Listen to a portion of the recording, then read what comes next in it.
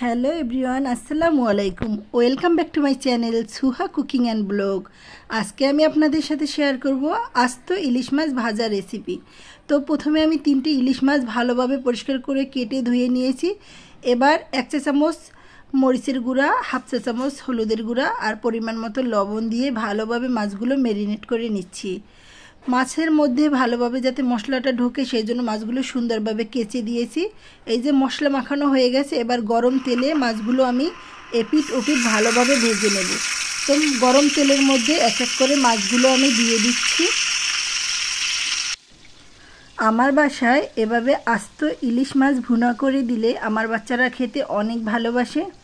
তো খুব সহজেই এই ইলিশ মাছগুলো ভুনা করা যায়, অনেক বেশি সময় লাগে না, একেবারেই অল্প সময়ে রান্নাটা শেষ করা যায়। তো আমি বাচ্চাদের জন্য আজকে ইলিশ ভুনা করব, তো ভাবলাম যে আপনাদের সাথে একটুখানি শেয়ার করি। তো আমার মাছগুলো এক পাশ ভাজা হয়ে গেছে, এবার উল্টে দিচ্ছি। একটু লাল করে ভেজে নিয়েছি। যেহেতু ইলিশ মাছ বড় সাইজেরগুলো হলে এভাবে আস্ত ভাজতে পারতাম না, সেই জন্য আমি মিডিয়াম সাইজের ইলিশগুলো নিয়েছি।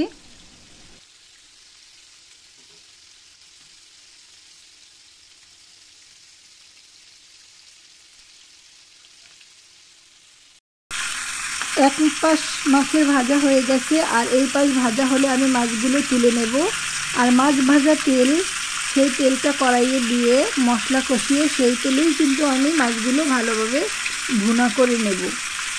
আজকের ভিডিওটি যদি ভালো লাগে, যে সকল আপু ভাইয়ারা আমার চ্যানেলে নতুন, এখনও আমার চ্যানেলটি সাবস্ক্রাইব করেননি, প্লিজ আমার চ্যানেলটি সাবস্ক্রাইব করে দিবেন, ভিডিওটি শেয়ার করে দিবেন।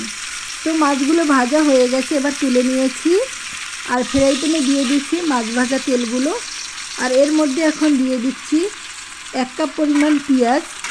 এবার পেঁয়াজটা একটু হালকা করে ভেজে নেব। পেঁয়াজটা ভাজা হয়ে গেলে আমি মশলা দিয়ে দেব। তো এই যে একটু হালকা করে ভেজে নিয়েছি, পেঁয়াজটা কিন্তু সেদ্ধ হয়ে গেছে। এবার দিয়ে দিচ্ছি 1 চা চামচ মরিচের গুঁড়া, 1 চা চামচ হলুদের গুঁড়া, পরিমাণ মতো লবণ। এবার একটু মশলাটা নেড়েচেড়ে সামান্য পানি দিয়ে মশলাটা কষিয়ে নেব। এই যে অল্প একটু পানি দিয়ে দিয়েছি, এবার মশলাটা কষিয়ে নিচ্ছি।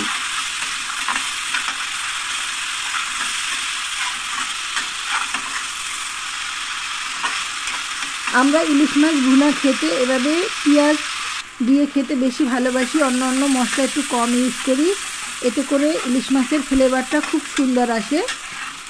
তো এই যে হয়ে গেছে, এবার ঝোল দিয়ে দিয়েছি। তো ঝোলের পানি ফুটে উঠেছে, এবার দিয়ে দিচ্ছি মাছগুলো। এবার ঢাকনা দিয়ে ঢেকে রান্না করে নেব। এখন সম্পূর্ণ রান্নাটা আমার কমপ্লিট হয়ে গেছে। এবার আমি মাছগুলো তুলে নিচ্ছি। এই যে ইলিশ মাছে কিন্তু কোনো রকমের পানি নেই, সম্পূর্ণ তেল উঠে গেছে, মাছগুলো সুন্দরভাবে ভুনা করা হয়ে গেছে।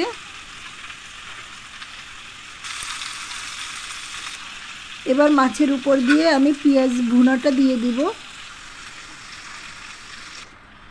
এই যে মাছগুলো একেবারে সম্পূর্ণ রান্না কমপ্লিট। তো এভাবে ইলিশ ভুনা খেতে অনেক বেশি মজার হয়, আপনারাও ট্রাই করে দেখতে পারেন। আজকের ভিডিওটি ভালো লাগলে লাইক কমেন্ট শেয়ার করে দিবেন। সবাই ভালো থাকবেন, সুস্থ থাকবেন। আবার দেখা হবে নতুন কোনো ব্লগে, নতুন কোনো ভিডিওতে। আসসালামু আলাইকুম ওয়া রাহমাতুল্লাহ।